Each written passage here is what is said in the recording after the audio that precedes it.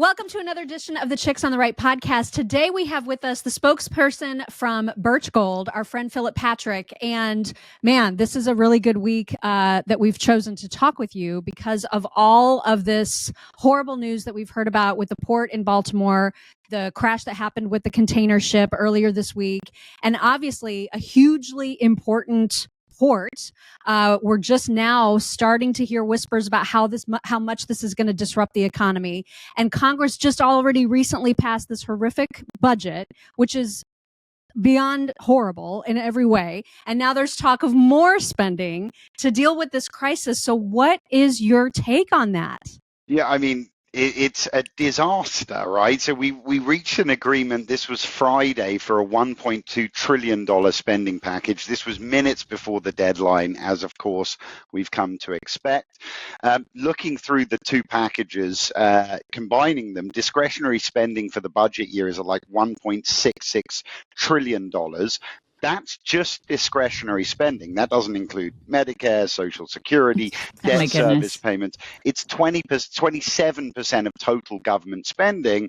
And then, of course, we have an emergency like replacing Baltimore's Francis Scott Key Bridge. Mm-hmm. This is at least a $500 million project, likely going to go up maybe closer to $1 billion.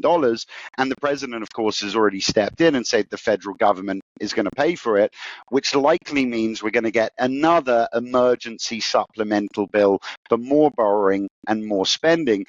Quite frankly, it's getting ludicrous, right? The government are already spending $1.7 trillion a year over the revenue that they bring in, and they still need to borrow more when the unexpected happens, right? Remember, Build Back Better in 2021. This was a $2.2 trillion project exactly for things like this. But of course, the money's gone already. Now we need more money. The federal government are digging the nation into a hole deeper and faster every single day. And I'm getting worried, we're at a point where it's going to be too late to climb out of it. Maybe the only solution is to keep digging and see what happens. Oh my gosh. Okay. So do you think we could still get to a balanced budget? And if yes, what do we need to do?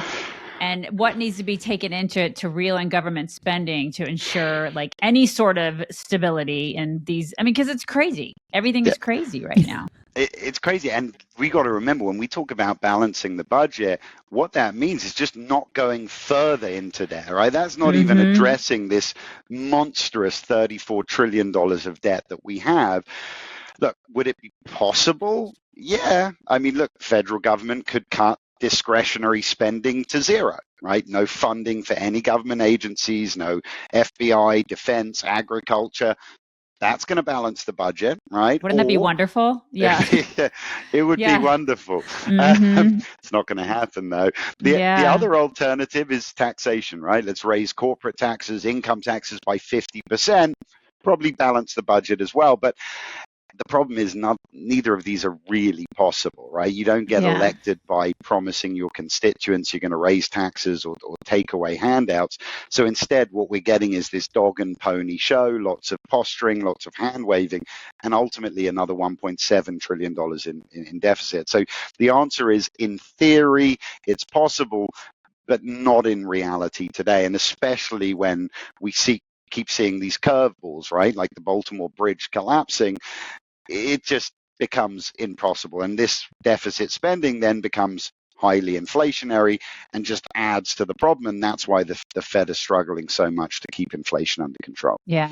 Well, and I wonder too, if that has something, I mean, this is, obviously inflation is already terrible, and this bridge collapse is going to, if there's going to be more spending for it, it's going to continue to raise inflation. So do you feel like because I feel like we've heard this line of thinking for so long, for decades now, with every president, we hear we're just kicking the can down the road and our children's children are going to be paying for this. And we've heard it for so long that I wonder if people have tuned out of that message because they live their lives and nothing happens, nothing really changes, except for right now, we all do feel the inflation. I think for the first time in a long time. So do you think that will change anything, or do you think that we're just going to keep on kicking the can and it's just going to get worse and worse?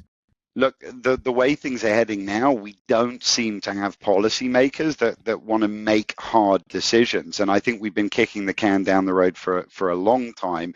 And I think that's a problem with the system that we have, right? If you're a politician, you step into office, do you want to make the hard decisions, go through the tough times? It usually doesn't lead to re-election. So what we've been seeing for a while, they say, well, let's just lower rates, pump money through the economy. That'll spark things, but we're creating a bigger problem.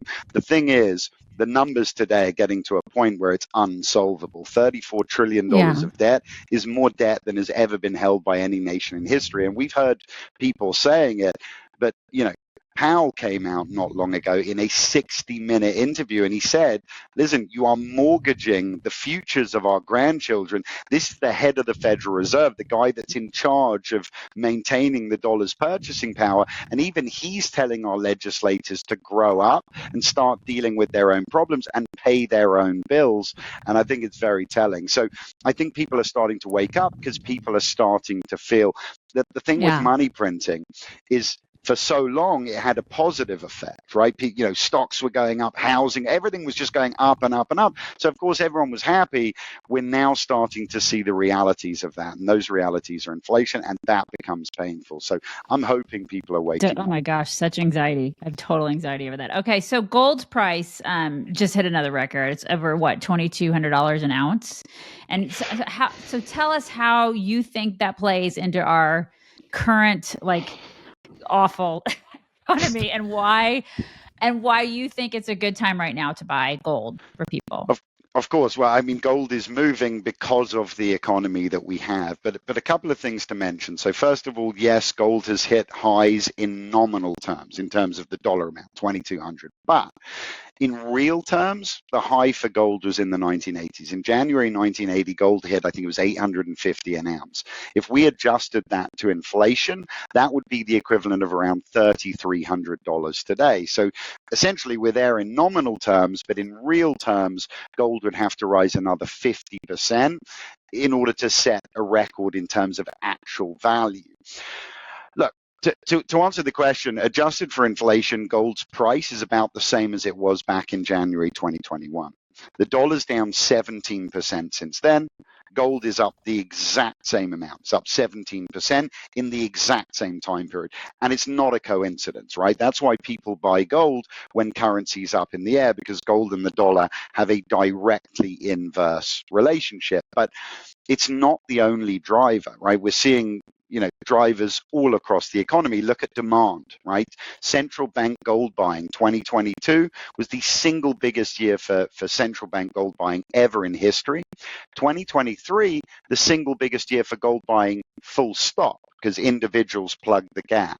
So the reality is we're seeing drivers all across the economy, and we've got to understand central bankers are seeing the same challenges that we are, right? Economic uncertainty, inflation, a loss of purchasing power, the sheer number of issues, black swan events, wars in Ukraine, all of these things are positive drivers for gold. And I think resolving one or two of them still leaves a very conducive climate.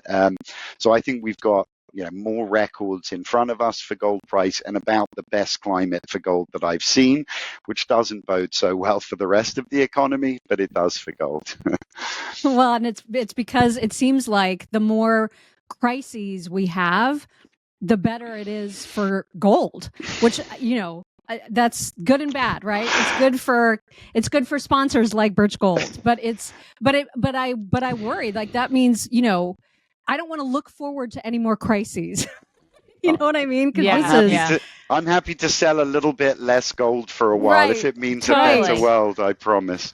Totally. Yeah. Exactly. Yeah. Mm-hmm. Philip, Patrick, always great to have you to help us break down these kinds of issues, especially when there's so much confusion around, how to protect people's finances. And this is just one way to make sure you're diversified. We appreciate your input as always. Thank you, for Philip. having me. Thanks, guys. Thank you.